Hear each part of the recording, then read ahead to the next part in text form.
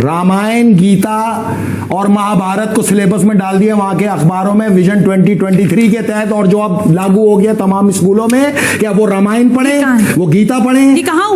Saudi अरब में। और कहा हुआ? आपके हिजाज में हुआ ना, यही नहीं पता आप लोग को। गैर मुस्लिम को, हिंदू को वो कहते हैं सदीक। हिंदुओं को सदीक कहते हैं। सदीक का मतलब है सच्चा दोस्त। अरे वाह, हमें दोस्त और उन्हें सच्चा दोस्त। उन्हें सच्चा दोस्त। हम जैसे कहते हैं ओए इधर, वो ये ओए, और उनको वो जी, उनके लिए जी है।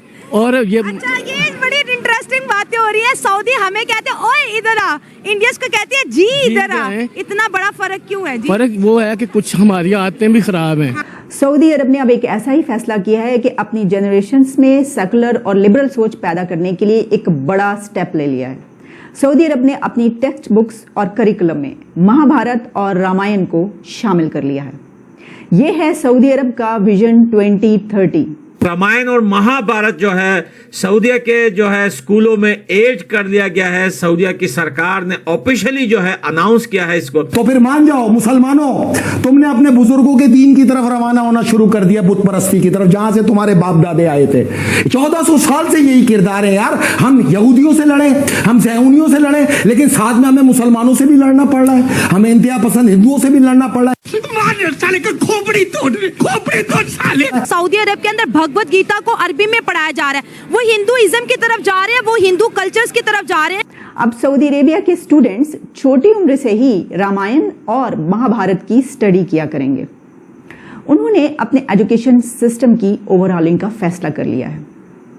गो देर कर दी, लेकिन फिर भी ये देर नहीं। इतना बड़ा फैसला करना कोई आसान काम नहीं था। हम लाते हैं टॉक शोज और अनलिमिटेड एंटरटेनमेंट सिर्फ यूट्यूब पर। अगर आपने अभी तक हमारा चैनल सब्सक्राइब नहीं किया तो अभी सब्सक्राइब करें और बेल आइकॉन को क्लिक करके हमारी लेटेस्ट वीडियोस के बारे में अपडेट जानें। आपको लगा कि इस्माइल हानिया की मौत और शहादत ने सारे लोगों को यकजा किया? सारे लोगों को यकजा किया ना किया, लेकिन खारजी और तकफीरियों को जरूर मंजर आम पे लेके आ गया। ये वही लोग हैं जो तनकीद कर रहे हैं, जिनका आप जिक्र करें। ये वही लोग हैं ना जो अभी 6 महीने पहले कन्वेंशन के अंदर जिन्होंने जिहाद के फतवे दिए और एक भी ना गया। फलस्तीन के अंदर इन्होंने पाकिस्तानियों की नाक कटवा दी उस जिहाद में शिरकत ना करके। अब फलस्तीन के मुबल्लिग ये ऐलान कर रहे हैं कि इन पाकिस्तानी मुल्लाओं को जाके बताओ इसराइल ने अपना नाम ईरान रख लिया, शायद ये हमला करने आ जाए। ये ना गए और ये सिर्फ बातें करने के लिए यहाँ बैठे। इनसे बोलो अब चले जाओ, अब तो तुम पे फर्ज हो गया ना बदला, अब चले जाओ। इस्माइल हानिया की आखिरी ख्वाहिश क्या थी पाकिस्तान से? एक धमकी दे दो तो जाओ अपनी पार्लियामेंट का कल इजलास बुलाओ, पीपल्स पार्टी वालों, नून लीग वालों, आओ सारे बैठ के एक करारदाद नहीं पास करो, धमकी दो ना ऑफिशियल, फिर इसकी इस ख्वाहिश को पूरा कर दो। और ये ना कर सकते, अपने मुंह को टेप लगा के बंद करो और खामोशी से बैठ के तमाशा देखो, जो तमाशबीनी का हक है तुम्हारा, उस असूल के तहत देखो। सुने, हम जिन्स परस्ती अलाउ कर दी तुम्हारे वली अल्लाह ने सऊदी अरब में, मुबारक हो तुम्हें, तुम्हारे तो शौक ही यही है। नंबर 2, बिकनी पहना के अपनी खवातीन जो पर्दे में थी उनके कैट वॉक शुरू करा दी। और सितम जरीबी देखो, रामायण, गीता और महाभारत को सिलेबस में डाल दिया वहां के अखबारों में विजन 2023 के तहत, और जो अब लागू हो गया तमाम स्कूलों में। क्या वो रामायण पढ़े, वो गीता पढ़े? सऊदी अरब में। और कहा हुआ? आपके हिजाज में हुआ ना, यही नहीं पता आप लोग को। अगर ये भी नहीं पता तो फिर क्या पता आप लोग को? क्यों छुपाते हो आप लोग ये चीजें? तो फिर मान जाओ मुसलमानों, तुमने अपने बुजुर्गों के दीन की तरफ रवाना होना शुरू कर दिया, बुत परस्ती की तरफ, जहां से तुम्हारे बाप दादे आए थे। 1400 साल से यही किरदार है यार। हम यहूदियों से लड़े, हम सैहूनियों से लड़े, लेकिन साथ में हमें मुसलमानों से भी लड़ना पड़ रहा है, हमें इंतहा पसंद हिंदुओं से भी लड़ना पड़ रहा है। 23,000 अरब बद्दू मुसलमान IDF के अंदर शमूलियत इख्तियार करके गए, 1500 ट्रेनिंग मुकम्मल करके अब बाकायदा IDF फौज का हिस्सा है। बजाय तुम फलस्तीनियों के खड़े होने के, तुम IDF की फौज के अंदर खड़े होके खुद इस्लाम वालों से लड़ रहे हो। ये किरदार है तुम लोग के। तुम लोगों ने ये करना तो फिर खुल के आओ, जाओ जो 54 रुकनी फौज तुमने बनाई है उसको भी लेके आओ, देख लेते हैं इस बार। और अगर तुम लोग बाज ना आए तो ये याद रखना, ये जंग तुम्हारे महलात के अंदर तक आएगी, फिर शिकायत ना करना, और ये होके रहे। ये जो आपने अभी गुफ्तगू की है ये फुल ऑफ एविडेंस है? आपने कहा कि वो नहीं, बिसाइड फॉर ऑल दिस ना, ये तो आपने मतलब कुरान की हदीस निकाल दो और रामायण, गीता और महाभारत डाल दो। नहीं, मैं ये पूछ रही हूं, आप IDF के अंदर कह रहे हैं कि उन्होंने शमूलियत इख्तियार की, बड़ा इल्जाम है ना? यार इल्जाम नहीं है, 23,000 की तादाद दे रहा हूं, जिसमें से 1500 ट्रेनिंग मुकम्मल करके बाकायदा IDF का हिस्सा बन गए। अब वो हर कल्चर, हर मजहब के मुतालिक बच्चों को तालीम देंगे। इससे पहले आपको याद ही होगा कि दुबई के स्कूल्स और कॉलेजेस के करिकुलम और टेक्स्ट बुक्स में भी ये चेंज लाया गया था। अब रिलीजन स्टडीज की सिर्फ एक ही किताब पढ़ाई जाया करेगी। इससे पहले मजहब पर मबनी कई एक किताबें करिकुलम में शामिल थीं, लेकिन अब उन तमाम किताबों को ख़त्म करके सिर्फ एक इंक्लूसिव बुक इसमें शामिल की गई है, जिसमें वो तमाम रिलीजन्स, तमाम कल्चर्स, दुनिया के और लैंग्वेजेस के मुतालिक मटीरियल शामिल है। और एक और भी बड़ा फैसला ये किया गया है कि पहली क्लास से अंग्रेजी यानी इंग्लिश लैंग्वेज को कंपलसरी कर दिया गया है। आप जानते हैं कि दुबई और सऊदी अरब इस सिलसिले में बहुत बड़ी बड़ी चेंजेस ला रहे हैं। इस सिलसिले में एजुकेशन मिनिस्ट्री के स्पोक्स पर्सन का कहना था कि नए दौर के तकाज़ों के मुताबिक हम अपने बच्चों और नौजवानों को नई टेक्स्ट बुक्स पढ़ाएंगे जिसमें इस ज़माने के लिहाज से मवाद शामिल होगा। मैंने देखा इस सिलसिले में एक Twitter user, social media user, उन्होंने भी कुछ लिखा हुआ था, एक पोस्ट की थी और उन्होंने कहा था कि सऊदी अरब का नया विजन 2030 और एक निसाब, एक करिकुलम, एक ऐसा फ्यूचर बनाने में हेल्पफुल होगा जो लिबरल और प्रोग्रेसिव हो।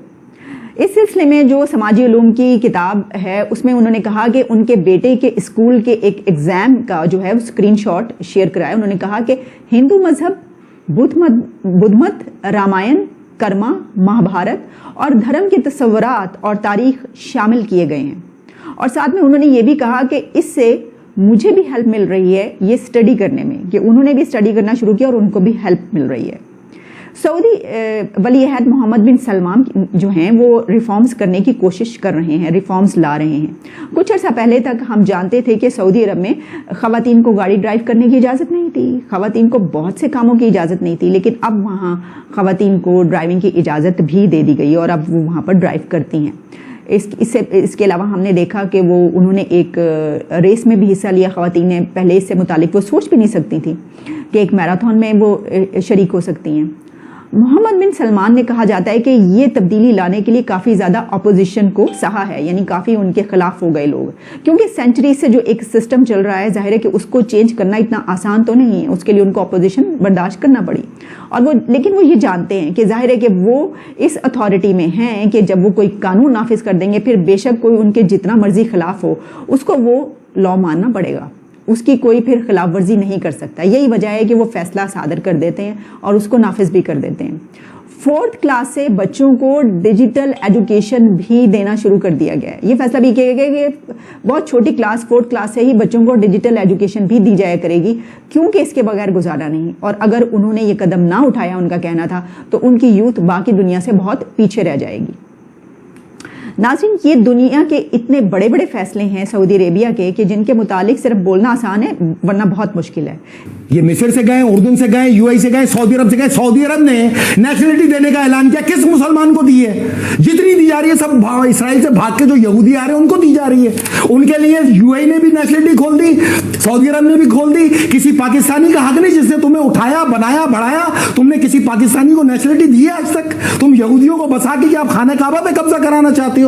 तो तारीख में तो यही लिखा है, तुम्हारा किरदार साबित कर रहा है कि तुम वाकई अपने बुजुर्गों के दीन की तरफ चल। 15 करोड़ अब ट्रांसलेशन उन्होंने की अरबी जबान में, उनकी हिंदी को अरबी में ट्रांसलेट किया, बच्चों को पढ़ा रहे हैं। उनके भगवान कृष्णा स्टोरीज। हमें सिर्फ वो दिखावे का है, क्योंकि हमने हाथ बुलाया, हम भीख मांग के हमारे दरवाजे पे 1 दफा 2 दफा कोई भीख मांगने आएगा हम तो झिड़केंगे उसको।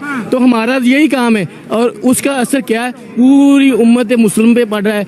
छोटा सा इसराइल क्या गुल खिला रहा है, इनकी आंखें नहीं खुली हुई, खुलती नहीं है, हमारी खुल ही नहीं सकते। इसलिए मेरा ये मैसेज है तमाम मुसलमान ब्रदर भाइयों को, हमें भी, मैं कुर्बानी देता हूँ, आओ आज मैं झंडा उठाता हूँ, मैं फलस्तीन में शहीद होता हूँ। सर आपके मेरे झंडे उठाने से कुछ नहीं होता, नहीं, ये तो स्टेट का एजेंडा होता है। हमारी स्टेट इसराइल के सामने खड़ी नहीं हो सकती। फलस्तीन के लिए आपको पता है एक बहुत बड़ा इस्लामिक वर्ल्ड 57 कंट्रीज क्यों नहीं आ रही? देखिए ये जो आप कर रही हैं ये भी एक जिहाद है। आप कहती हैं झंडा नहीं, ये भी झंडा उठाया है। किसी के खिलाफ आप हक की आवाज जो बुलंद करते हैं वो भी जिहाद है, ये भी जिहाद है। उसी की हमें सजा मिल रही है। महंगाई और सऊदियों वालों ने हमारे वीजे बंद कर दिए और जो पकड़ कर नकार रहे हैं और उनको गले लगा रहे हैं। वजह हमें सऊदिया बाहर फेंक रहे हैं, इंडियंस को गले लगा। तो आपको ये वीडियो कैसा लगा कमेंट बॉक्स में जरूर लिखिए। इस वीडियो को लाइक कीजिए, शेयर कीजिए, सब्सक्राइब करना ना भूलिए आपके चैनल EFC को। मिलते हैं अगली वीडियो में। जय हिंद।